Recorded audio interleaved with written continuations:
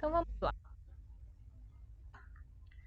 Agora nós chegamos finalmente no objetivo da nossa bioquímica. Nossa bioquímica ela foi estudada para chegar aqui, gente, para chegar na nossa membrana plasmática. Nossa membrana plasmática, ela é um dos assuntos mais importantes que vocês podem estudar na carreira de vocês. Porque a membrana plasmática, ela tem associação com tudo. Ela tem associação com contração muscular, com impulso nervoso, vai ter contração com, ou relação com pressão alta, com diabetes, com todos os tipos que vocês imaginarem de patologias, patologias renais, elas têm a ver com membrana, então é muito importante. Vocês veem que o tempo todo a gente cita membrana, a gente fala de assuntos que têm a ver. Então, vamos lá. Primeira coisa que eu quero entender, que vocês entendam, é a membrana plasmática. Na minha célula, ela tem várias funções. Ela vai servir principalmente para selecionar o que entra e o que sai. Eu não quero que qualquer substância entre e saia da minha célula. Então, a minha membrana, ela cria essa primeira barreira. Ela chega e diz, olha, eu só quero água, eu só quero sódio, eu só quero potássio. Aí agora, potássio eu não quero mais, então não vou mais deixar entrar potássio. Não quero mais que entre cálcio, então não deixo mais entrar cálcio. Então isso vai depender das minhas necessidades orgânicas. E aí, quem vai determinar isso é justamente minha membrana. Ela também vai ajudar a chegar e criar ambientes diferentes, que é uma consequência dessa minha seletividade. Então eu tenho concentrações iônicas diferentes dentro da minha célula e concentrações iônicas diferentes fora da minha célula, que a gente já falou lá na parte de elementos inorgânicos. O que mais que eu preciso saber? Ela tem uma resistência elétrica. Ela tem uma resistência mecânica, então ela protege a célula, tá? Ela ajuda a dar formato à minha célula também. Mas vamos lá. Para ela fazer isso tudo, ela vai precisar de elementos específicos, tá? Esses meus elementos eles vão estar estruturados em determinada posição. Só que essa minha posição, ela não é uma posição estática, não é tipo, cheguei, colei um monte de azulejo ali na minha parede e nunca mais vou mexer. Não.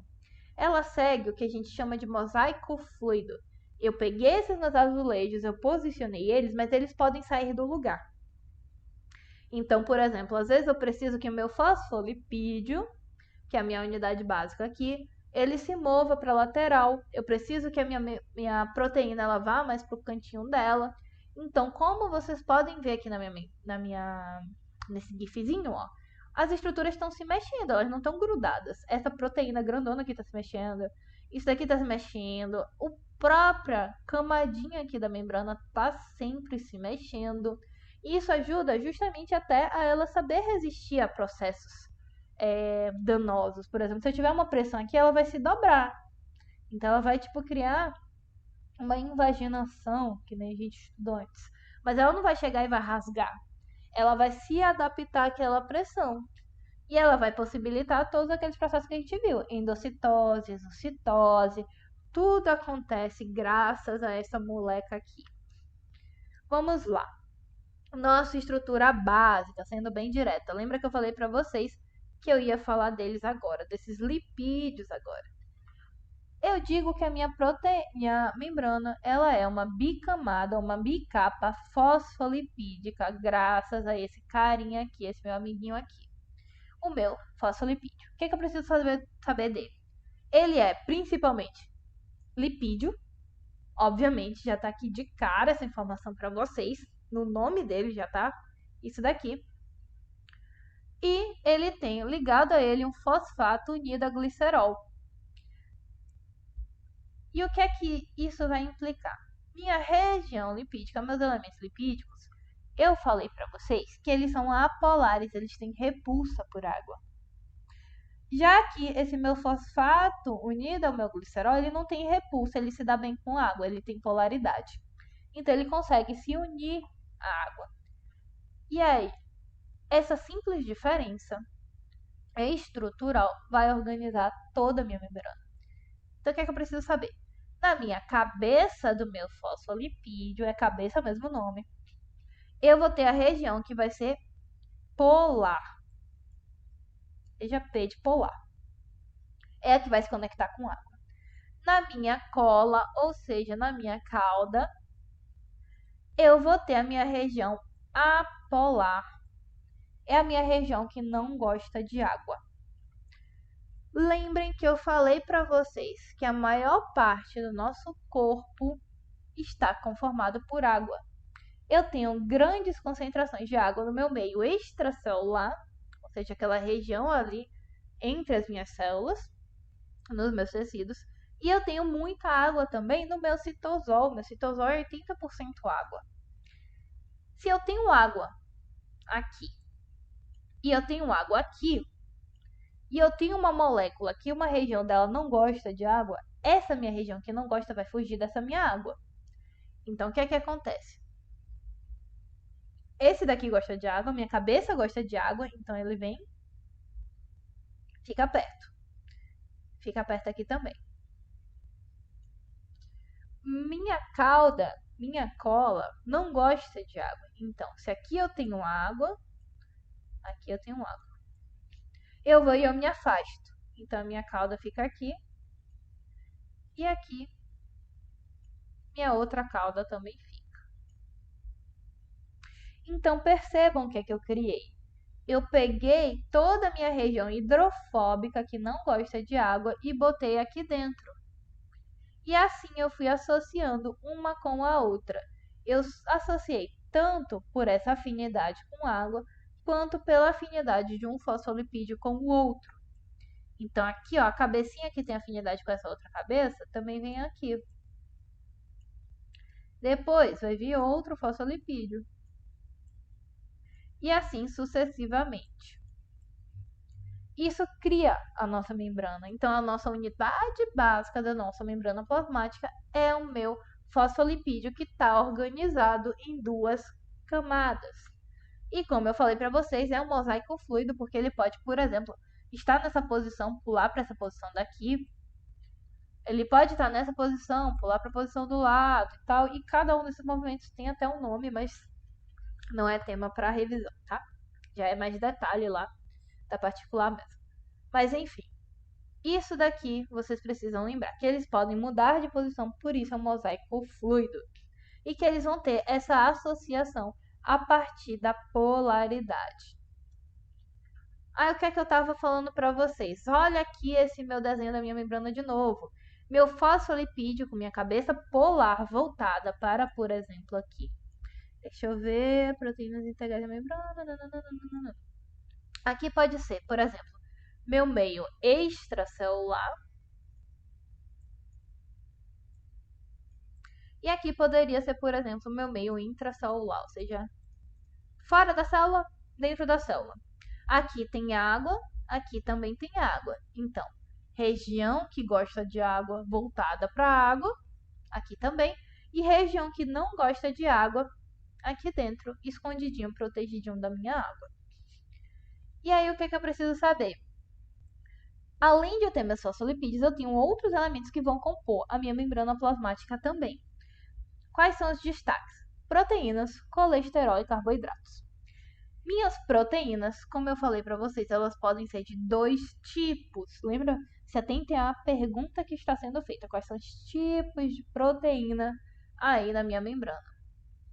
São dois tipos. Integrais ou periféricas. Minha proteína integral, ela integra totalmente a minha membrana. Ou seja, ela vai de um lado até o outro. Essa daqui que está desenhada, ó. Ela pega toda a superfície da membrana, ela atravessa a minha membrana, por isso integral, porque ela integra.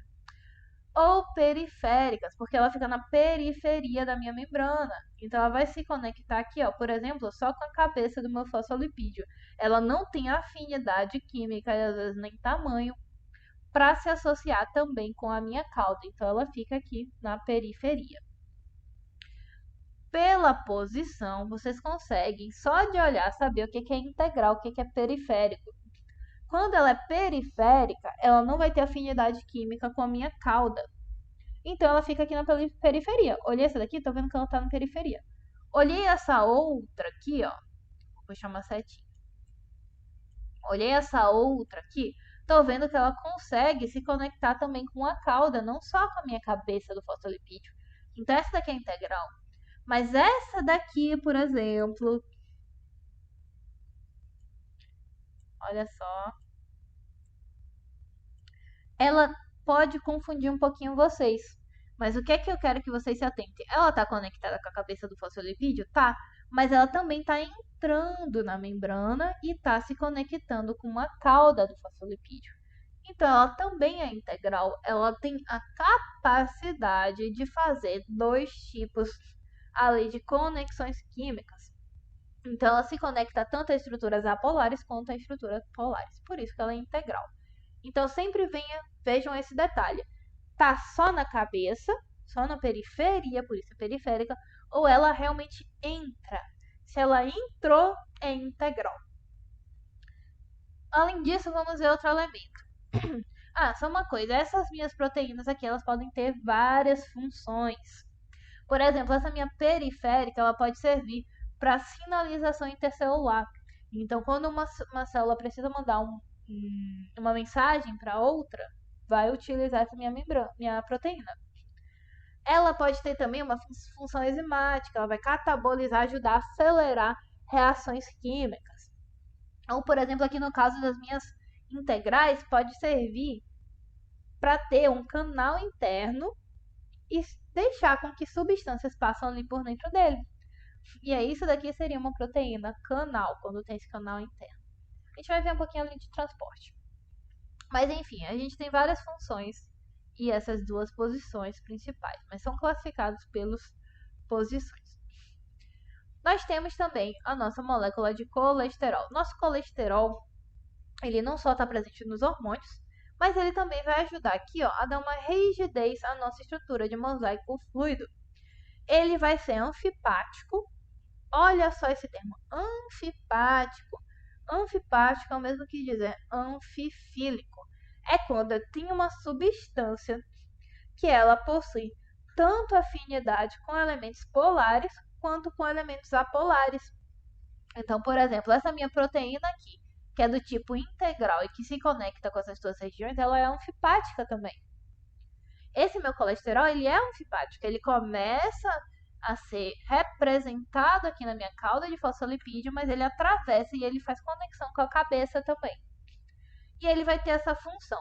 Ele vai pegar aquele meu modelo de mosaico fluido que está tudo ali se mexendo, tudo agitado, e vai chegar e vai servir como uma pilastra para ajudar a ter um pouquinho mais de rigidez, a ter um pouquinho mais de sustentação. Então, nesse caso, ele tem função estrutural.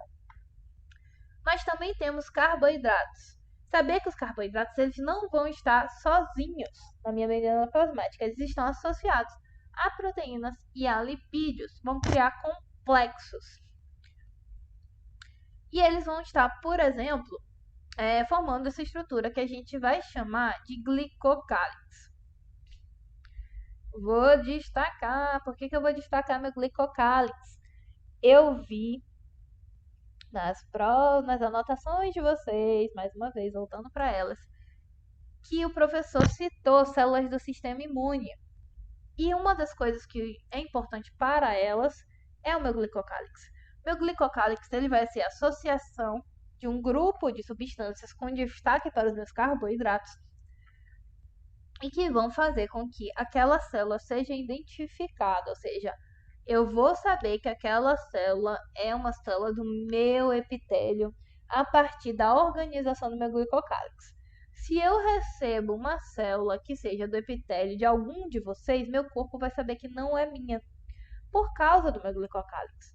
Então, ele ajuda a fazer essa reação, essa relação. Outra situação em que ele pode ser marcante aí. Às vezes eu tenho um hormônio, eu quero mandar da minha célula, da minha hipófise, lá para o meu ovário.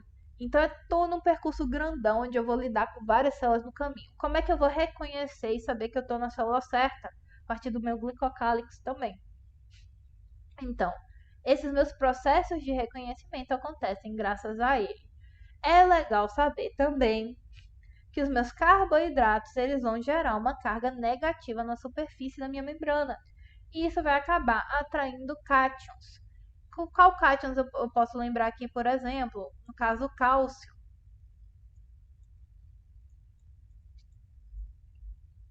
E aí eu refiro a vocês um seguinte fato. Quando eu vou estudar tecido conjuntivo, eu tenho tecido conjuntivo frouxo e tecido conjuntivo denso. Uma das características do meu tecido conjuntivo denso é que ele é mais rígido. E um dos fatores que ajuda são propriedades da minha matriz extracelular. E nesse caso aqui, por exemplo, a gente pode citar um dos elementos, logicamente não o principal, é mais colágeno mesmo. Mas um dos elementos vai ser aqui o nosso cálcio. Então ele ajuda a dar rigidez. Não vou nem citar os ossos, porque vocês sabem que ali, aí sim que vai ser rígido, tá? Beleza, vamos começando aqui já a destrinchar mais esse assunto, a caminhar mais, sair lá da estrutura básica. Proteínas do tipo integral, porque estão de um lado até o outro, estão tendo contato tanto com cabeça de fosfolipídio quanto de caldo. Seja de cara já sei, são proteínas integrais representadas. São proteínas canais, porque elas têm uma abertura para passagem de substâncias, ok? Essas minhas substâncias elas podem passar de forma solitária ou com mais de uma substância ao mesmo tempo. Quando elas passam de forma solitária, apenas uma substância, eu chamo de uniporte. Uni de um mesmo, e porte de transporte. Quando elas passam em mais de uma, eu vou chamar de cotransporte. Então vamos supor, esse primeiro aqui, às vezes ele pode deixar passar apenas a molécula de água. Esse daqui do lado, ele pode deixar passar tanto sódio quanto potássio. Então são elementos diferentes. É a isso que eu estou me referindo. Contudo, na minha divisão ali, na minha classificação de cotransporte, que é onde eu vou ter mais de um tipo de elemento, eu tenho simporte e antiporte. Simporte, o nome também já dá essa minha dica, que vai ser no mesmo sentido. Então, as duas substâncias, por exemplo, estariam ali no meu meio extracelular e as duas vão para dentro da célula. Meu antiporte, lembra que anti ele remete a contrário. Então, são substâncias passando em sentidos contrários. Então, como eu falei, por exemplo, do meu sódio e do meu potássio, eu posso ter aqui, ó, o sódio entrando, o potássio saindo e vice-versa. Mas esses dois aqui caracterizam cotransportes. Então, lembrar? Tipos de proteína canal a gente tem de uniporte e a gente tem de cotransporte. A cotransporte ela é dividida em simporte e antiporte. Agora nós vamos aqui para os nossos transportes através de membrana. Já dei uma introduzida ali. Mas agora vamos detalhar melhor. Só deixa eu beber uma água aqui só um segundinho rapidinho.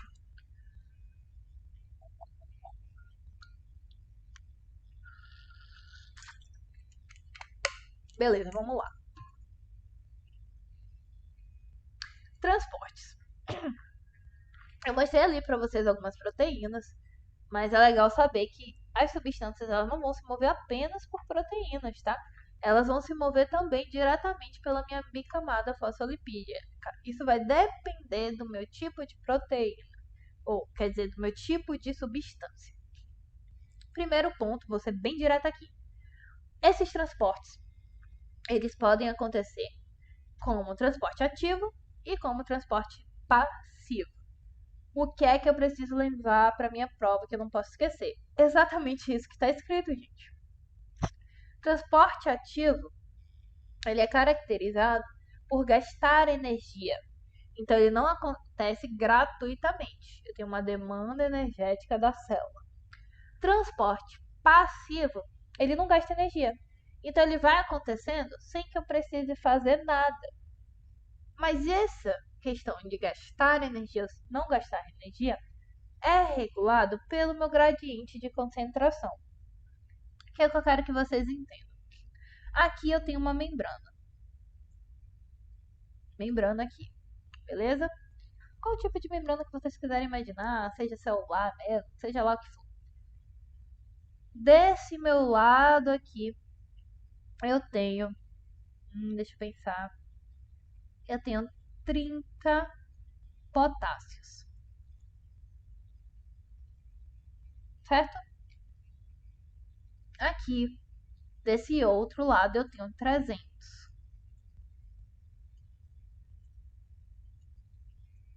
potássios. Se eu pergunto para vocês assim, onde que está mais concentrado? Vai ser onde vai ter uma maior quantidade de potássios, ou seja, aqui, ó, onde eu tenho 300. É uma quantidade muito maior do que meus 30. Dá para perceber que tem uma diferença marcante nessas concentrações? O que é uma concentração, gente? Uma concentração vai ser a quantidade de soluto dividido na minha amostra total. Então, por exemplo, a quantidade de açúcar que eu botei em um copo de água, ou num café, ou alguma coisa assim, sabe? Então, isso daqui é a minha concentração de substâncias. Então, se eu tenho, por exemplo, 30 gramas de açúcar em um copo, é muito menos açúcar do que 300 gramas de açúcar. É isso que eu estou falando, tá? E o que seria o meu soluto? Meu soluto seria justamente esses dois elementos. Dois conceitos que eu quero que vocês saibam. Soluto e solvente.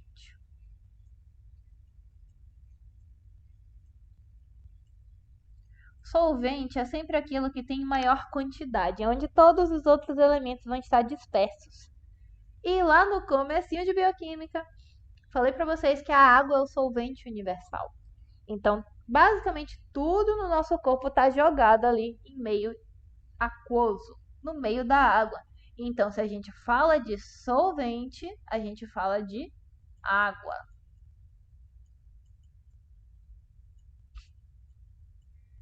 Se a gente fala de soluto, todo o resto.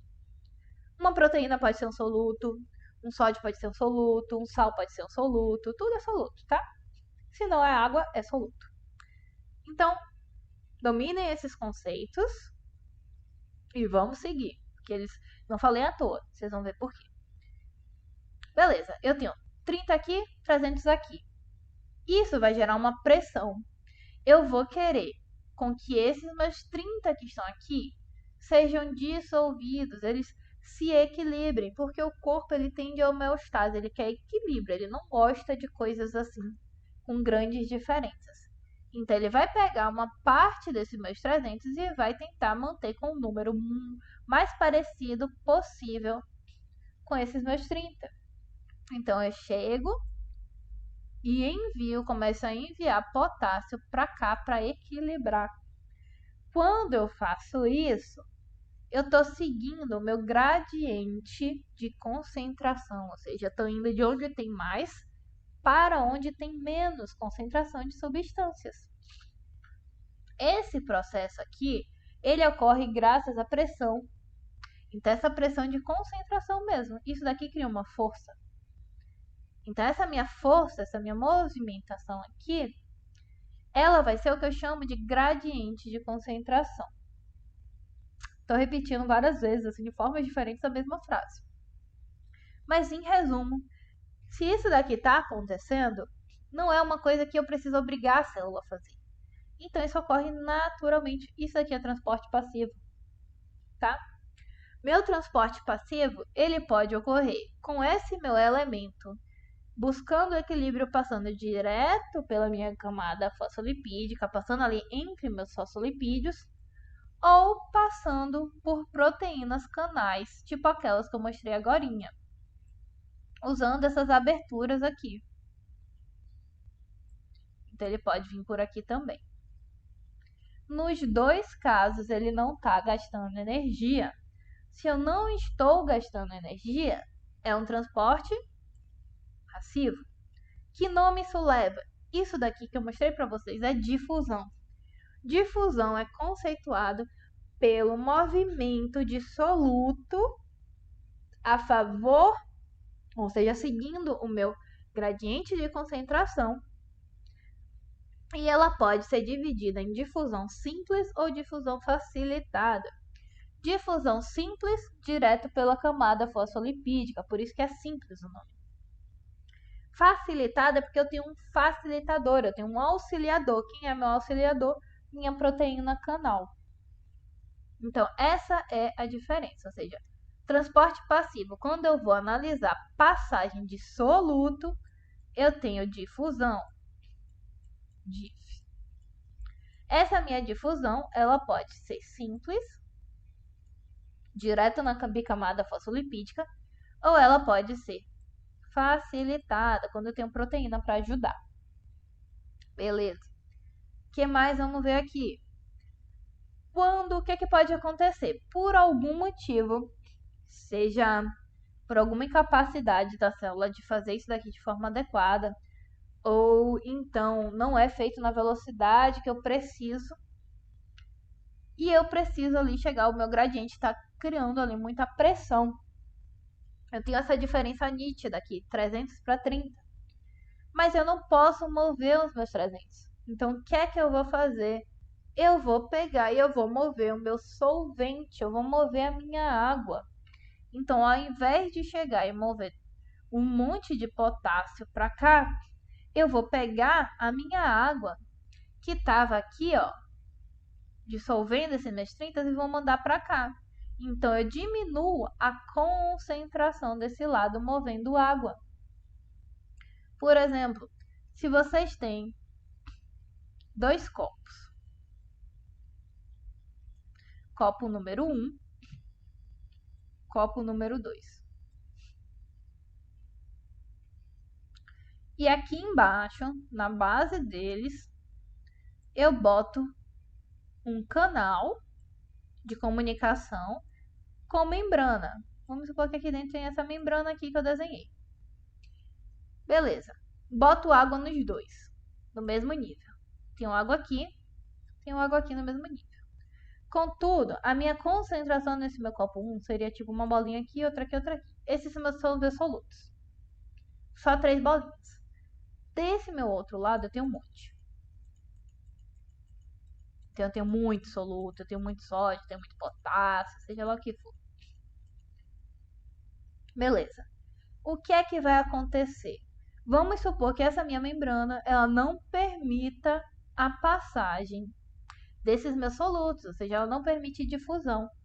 Se ela não permite a difusão, a minha água vai tomar a frente para regular essas concentrações. Então, a minha água vai sair daqui, desse meu potinho número 1, e a minha água vai ficar, por exemplo, nesse nível aqui, bem baixinho, e manter aqui os meus solutos. Nessa outra aqui, ó, ela está extravasando para cá. E aí, esse meu copinho aqui, ó, que estava com muita concentração, ele vai ficar cheio de água. Então, essa minha concentração que estava muito intensa vai diminuir. Então, as células o quê?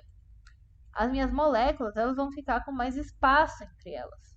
Então, eu consigo alcançar a minha homeostase movendo o meu soluto ao invés de mover o meu solvente. E quando eu faço isso, isso recebe o nome de osmose. Então, o que é osmose? Osmose vai ser a passagem de água, a movimentação da água de solvente a favor do gradiente de concentração, porque eu estou seguindo essa minha lógica de concentração. Só que, ao invés de eu chegar e fazer do meio onde estava mais concentrado para onde estava menos concentrado, que é esse exemplo aqui de difusão, eu faço o contrário. Eu movo de onde estava menos concentrado para onde estava mais concentrado. Então, a principal diferença entre difusão e o nosso processo de osmose é essa. Na difusão eu vou de onde estava mais concentrado para onde estava menos, e na osmose de onde estava menos para onde estava mais. Os dois a favor do gradiente de concentração e os dois com o mesmo objetivo de igualar as concentrações, tá bom? E todos aqui não vão gastar energia.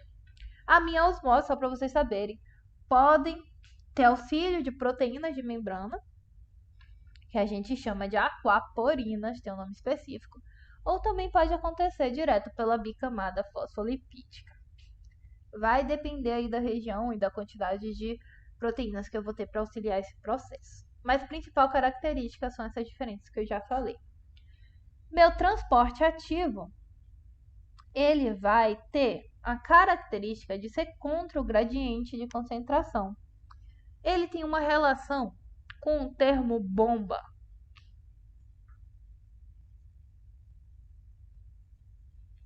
Por que eu estou falando isso? Porque o professor às vezes pode botar exemplos.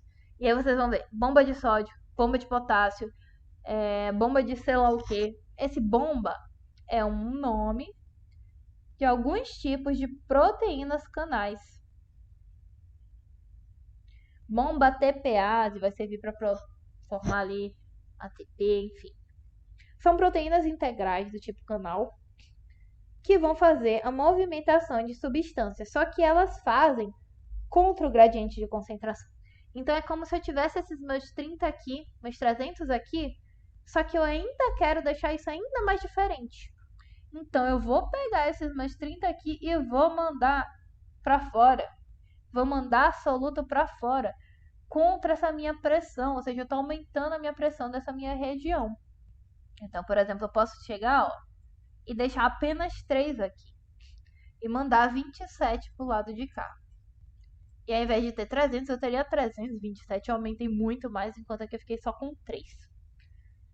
Isso tem algumas importâncias dentro do corpo, por exemplo, para criar gradientes ali na minha membrana e fazer transmissão de impulso nervoso, eu preciso que minha diferença de potencial, minha diferença de gradiente, ela seja muito marcante para iniciar esses processos. Então, meu processo ativo ele tem função.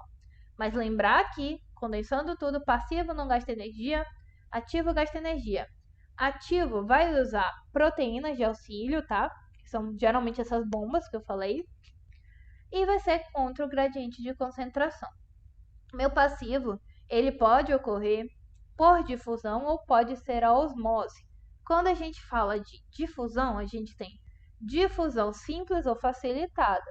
Simples, direto pela bicamada fosfolipídica, ou seja, passando aqui, tá? Por exemplo, passando aqui, ó. Passando aqui e tal. Enfim, direto pela camada, pela bicapa fosfolipídica. Já quando ele é do tipo facilitado, vai usar proteína. E quando a gente fala de osmose, pode ser com proteína, pode ser sem proteína. E é a transporte do meu solvente ao invés do meu soluto. Beleza, gente? Vamos agora para a parte de citoplasma. Agora eu vou dar um intervalinho a 5 minutos só. Eu preciso jogar uma água na cara e tomar mais um café. Só 5, gente. Não é mais que 5, tá bom? Eu não vou nem parar aqui a gravação. Então, é só mesmo para eu beber uma aguinha e a gente continua, porque a gente já falou bastante coisa. Na verdade, vou dar uma pausa na gravação. Beleza? Vamos continuar então. Citoplasma. O que é o citoplasma? Eu vi que uma das questões que o professor quer cobrar de vocês é a composição. Então, vamos saber. Lembra que eu falei para vocês, entre núcleo e membrana é tudo citoplasma? Então, se existe alguma coisa sendo produzida ali, vai ser componente do meu citoplasma. Citoplasma, ele é 85% água. Por isso que eu falei para vocês, meio intracelular e meio extracelular é riquíssimo em água. Ele vai ser um líquido onde vão se localizar as minhas organelas e estruturas celulares. Ele vai ter o quê? Ele vai ter sais minerais, proteínas, aminoácidos, metabólicos, ácidos nucleicos, tudo. Eu encontro tudo aqui no meu citoplasma.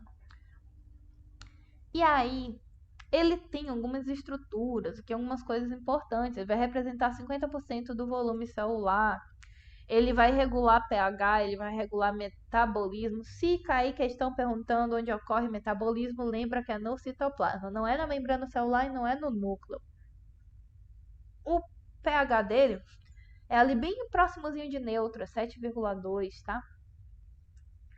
E aí, primeiro componente mega importante, não posso ficar sem saber, são as chaperonas. Eu tenho que saber que eu tenho 3 estruturas principais ali para formar minha chaperona. Eu tenho HSP60, HSP70 e HSP90. Pode parecer besteira, mas já vi professor cobrar e alterar isso daqui e inventar ali uma HSP80 no meio para confundir vocês. Então, esses números 60, 70 e 90 é uma coisa que vocês precisam saber e precisam saber dominar, beleza? O que é que eu tenho que saber? Aqui tem muito detalhe, tem domínios, regiões, não. Vamos condensar o que vocês precisam. Essa minha chaperona, a função dela, é isso que eu preciso saber. Função. Ela serve para assegurar que a minha proteína vai se formar na minha estrutura terciária correta.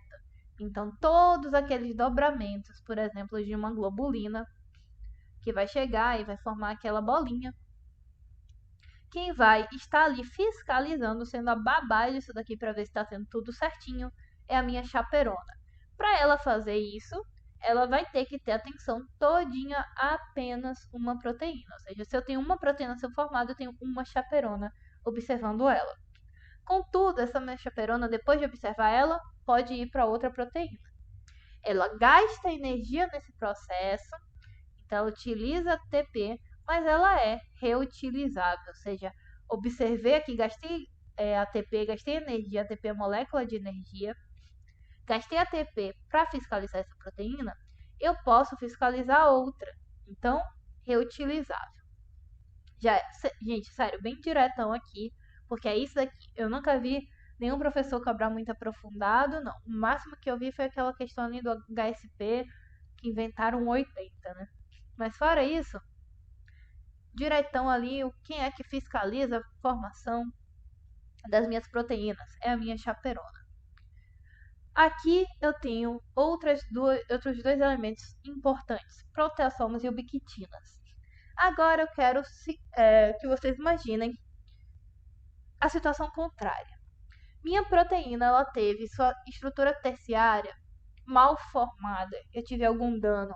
Ao invés de chegar e ter uma região globular, eu acabei tendo uma região fibrosa, por exemplo, ou não fiz minhas ligações químicas corretamente. Aí eu vou ter dois elementos. Primeiro, a minha ubiquitina, que vai identificar que isso foi feito errado, ou seja, eu vou ver, ixi, essa minha proteína aqui tá toda troncha.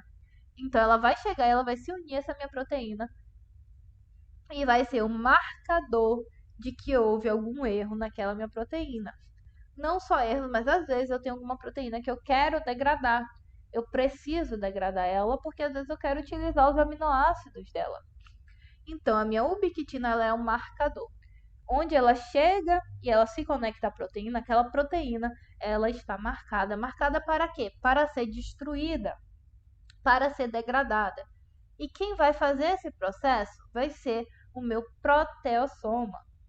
Então, o meu proteossoma recebe essa proteína que foi marcada pela ubiquitina e degrada para que ele seja novamente oligopeptídeos, ou seja, proteínas menores. E assim eu posso reutilizar e reassociar esses oligopeptídeos e formar proteínas novas, tá bom? Esses dois formam um complexo, ou seja, eu tenho uma proteína aqui que ainda não está pronta. Para chegar e averiguar que ela seja pronta da forma correta, eu tenho chaperona. A chaperona se une, forma um complexo e assim eu vou ter, ela vai assegurar que essa minha proteína seja formada do jeito que deve ser. Então, minha proteína madura, ela chegou à sua maturação graças ao auxílio da chaperona. Contudo, às vezes eu tenho a minha proteína imadura e eu quero degradar ela. Então, eu vou e uno ela à minha ubiquitina. E aí ocorre essa ubiquitinização, que nada mais é do que a ubiquitina colada à proteína. Aí minha proteína está aqui unida e ela vai ser enviada para o meu proteossoma para ser degradado. Então chegou, minha ubiquitina marcou, meu proteossoma degrada. Então são os dois caminhos da proteína. Ou ela é completamente formada ou ela é degradada. Se ela é completamente formada, estamos falando de chaperona. Se ela é degradada, estamos falando da função da ubiquitina e do proteassoma. Isso é bem simples. Ubiquitina é a fofoqueira, só chega lá e aponta aquela dali ali, ó, você vai pegar e você vai destruir. Proteassoma é o nosso assassinozinho aqui, tá? Beleza? Tinha botado intervalo. Como eu falei que queremos terminar cedo, vamos dar uma adiantada. Vamos para o nosso citoesqueleto. Citoesqueleto é outro assunto que eu não vou pegar detalhes mínimos, Eu acho que eu tenho uma noção assim mais ou menos do que ele pode cobrar. Mas vamos saber que citoesqueleto está dividido em 3 grupos principais. A gente tem microtúbulos, filamentos intermediários e microfilamentos. Essa ordem de 1 para 3 a gente está diminuindo o tamanho. Então, microtúbulo é o maior, intermediário, o nome já diz, ele é intermediário, e microfilamentos, que também pode ser chamado de filamentos de actina, são os menores que a gente tem. Aqui outra coisa, outra informação que está destacado, é que, associado a esses meus elementos, eu tenho 3 tipos de proteínas acessórias, que são as reguladoras, as ligadoras e as motoras. As minhas reguladoras vão regular polimerização e despolimerização, ou seja, quando essas minhas estruturas aqui, essas minhas 3 classificações, estão aumentando de tamanho, é polimerização. Se estão diminuindo de tamanho, é despolimerização. Então, quem vai controlar isso daqui vão ser as proteínas reguladoras. As minhas proteínas ligadoras vão conectar esses filamentos entre si e com estruturas celulares. Ou seja, eu posso conectar, por exemplo, um filamento intermediário com um desmossomo, sei lá, ou um microtúbulo com alguma vesícula. Então, a gente vai ter as ligadoras ali marcando. Nós temos, por fim, as motoras, que, como o nome já diz, vão ajudar na movimentação e na contração de certas substâncias. Primeiro ponto importante, posicionamento.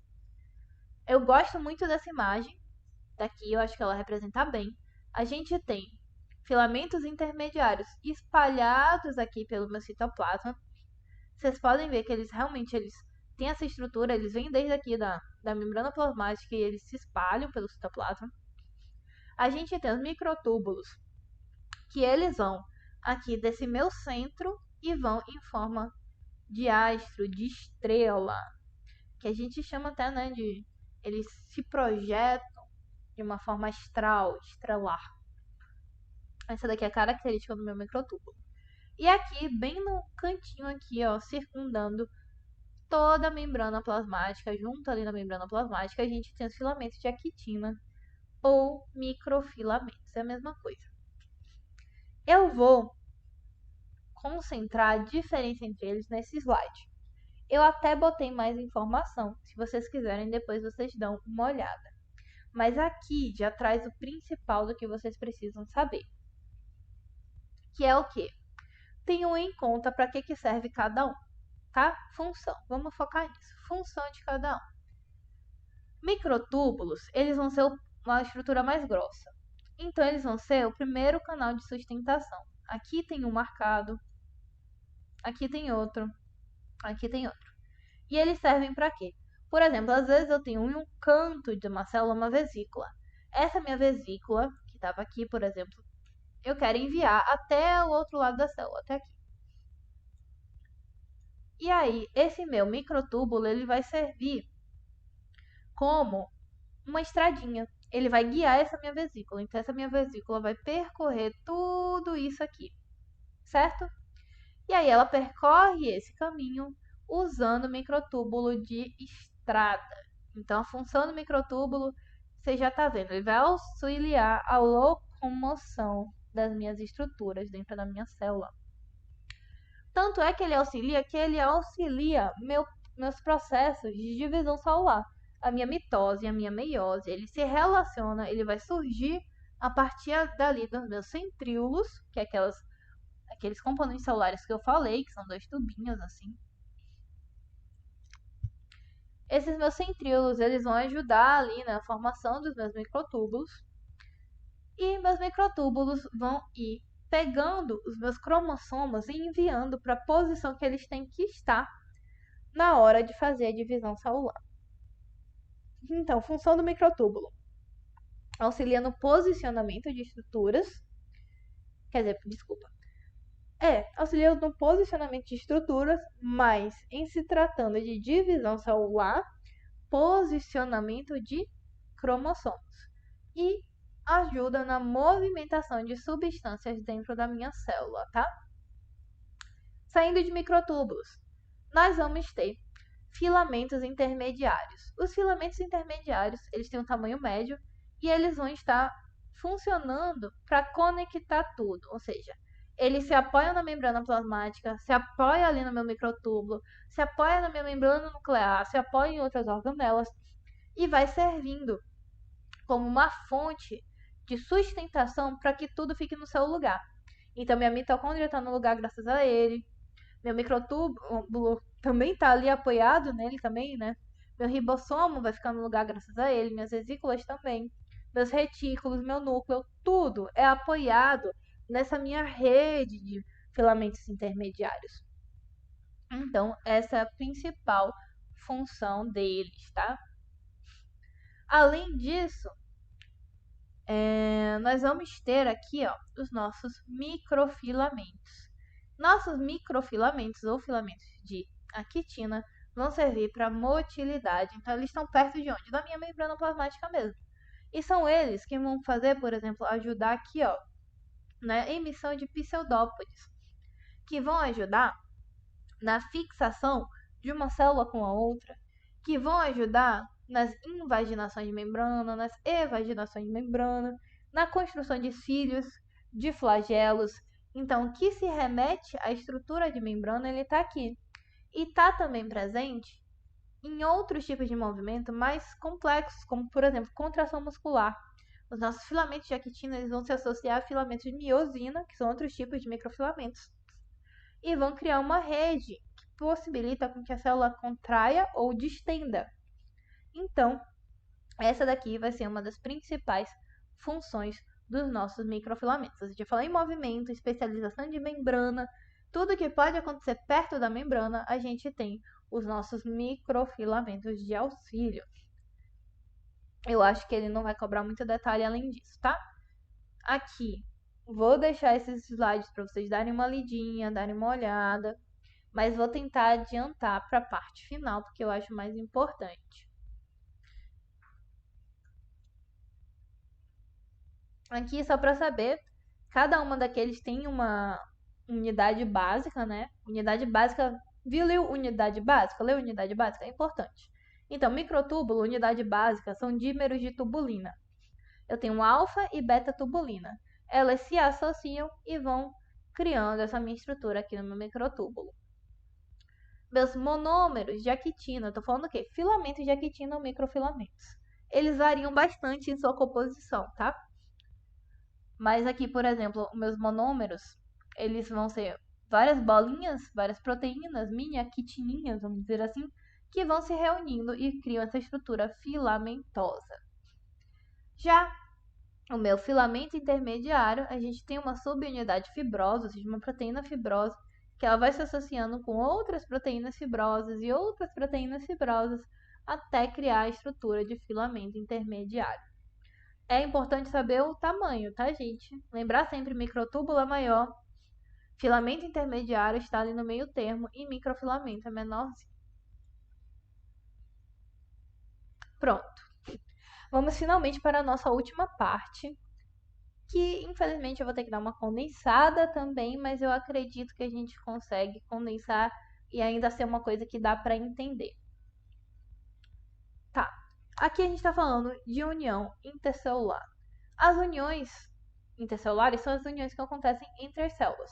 Elas podem ser de modo temporário ou podem ser de modo fixo, ou seja, algo que acontece só naquele momento ou algo que vai estar acontecendo que não vai mais ser destruído, vai se manter. Uniões do tipo temporária, elas vão servir principalmente para reconhecimento e adesão, ou seja, quando uma célula precisa identificar qual é a outra, saber qual é a outra para executar determinada função. Onde que isso acontece e por que eu vou explicar? Porque estava lá anotadinho como importante para a prova também. Seria, por exemplo, o meu neutrófilo ou alguma outra célula ali do meu sistema imune que precise, por exemplo, combater uma infecção que está acontecendo no meu músculo. Esse meu neutrófilo está lá no meu sistema sanguíneo, dentro dos meus vasos, e ele tem que sair do vaso e ele tem que ir até o meu tecido. Para ele fazer isso, ele vai precisar passar pela barreira da parede do meu vaso sanguíneo, que são justamente essas minhas células epiteliais pavimentosas aqui do meu vaso. Então, essas minhas células epiteliais, elas precisam identificar que eu estou tratando de um neutrófilo, aqui, minhas células epiteliais, ela precisa identificar que é um neutrófilo aqui para poder permitir a passagem dele para cá. Ou seja, isso é uma união, ou seja, uma membrana vai colar na outra, vai reconhecer que ali é um epitélio, vai reconhecer que ali é um neutrófilo, e aí juntos eles vão fazer essa conexão e vão dizer, olha, pode passar, porque eu sei que você vai estar indo ali combater aquela bactéria, combater aquele vírus. Então isso daqui é um tipo de união temporária que acontece por meio de reconhecimento, ou seja, quando o meu epitélio entende que aquilo é um neutrófilo, e adesão, que é quando eles se unem para poder permitir essa minha passagem. Isso vai ocorrer principalmente por um tipo de proteína que a gente chama selectina. Então é algo que eu acho que o professor pode cobrar. Pode chegar e querer saber qual é a proteína aqui envolvida nesse tipo de reconhecimento e adesão, nesse tipo de ligação intercelular, só que temporária. Aqui para falar um pouquinho de uniões intercelulares temporárias também, aqui também pode citar a questão de nosso sistema imune, pode citar até transporte ali de hormônios ou alguma função que uma célula tenha para executar com outra que precise de um reconhecimento e que seja temporário. Aqui tem alguns exemplos, depois vocês dão uma lida também para saber onde que isso acontece. Mas saber que aqui a gente já está falando de cialoadesinas, tá? Que vai ajudar a adesão. Por isso cialoadesinas vai ajudar a adesão entre uma célula e outra.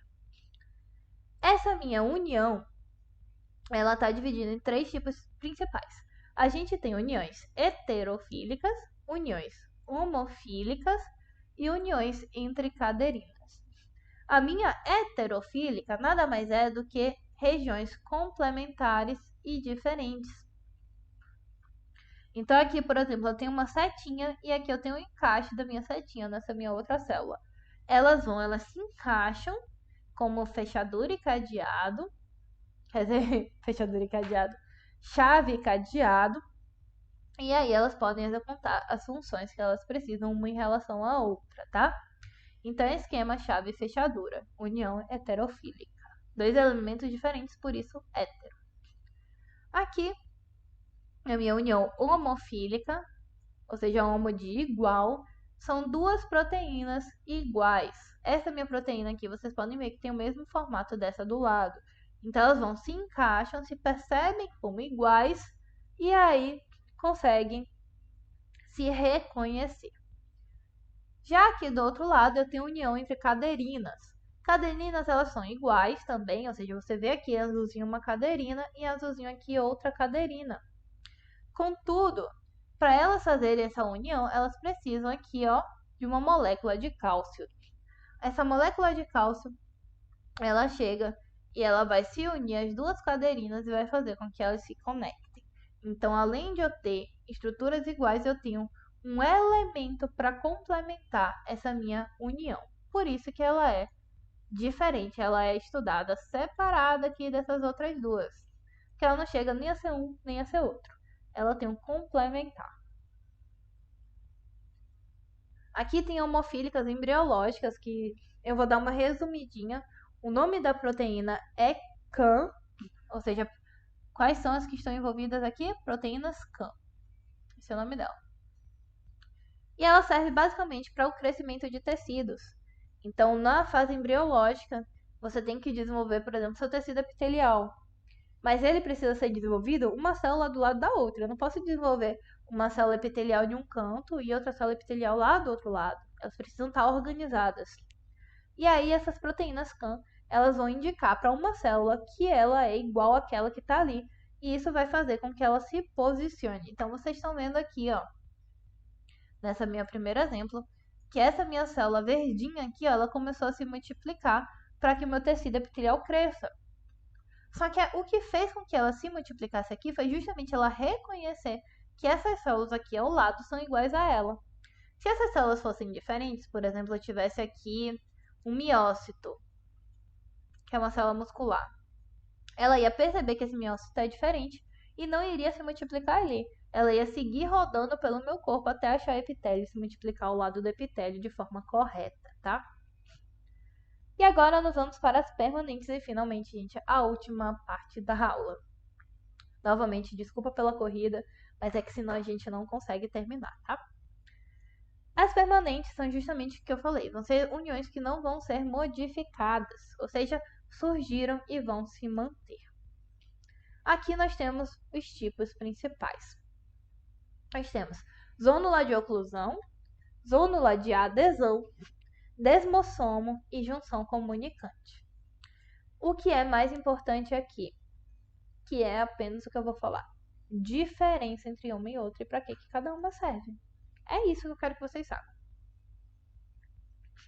Minha zônula de oclusão, o nome já disse, ela vai ocluir.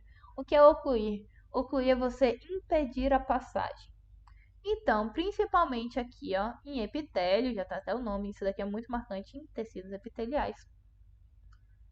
As minhas zônulas de oclusão, elas vão pegar e elas vão grudar uma membrana na outra membrana. Só que elas vão ter uma extensão por todo o citoplasma, tá? Então elas estão aqui, ó, e elas vão de um lado até o outro da membrana e fazem esse grude. Então aqui teria outra também, ó. Grudando. E assim eu impeço que substâncias passem daqui para cá. Vamos para a segunda, zônulas de adesão. Oclusão já sabemos, vai impedir a passagem, ou seja, nenhuma substância vai passar por aqui. Se ela quiser passar, ela vai ter que ser induzida aos processos de seleção de membrana por aqui para passar por dentro da célula, tá? Zônulas de adesão. As zônulas de adesão, elas também vão ir de um lado até o outro da célula, ou seja, viriam, por exemplo, daqui até aqui e daqui até aqui. Mas elas vão servir para grudar essa célula número 1 nessa célula número 2. Ou seja, conferir resistência a atritos. Então, se vier uma pressão aqui, ó, essa daqui não vai se descolar dessa, graças à minha zônula de adesão.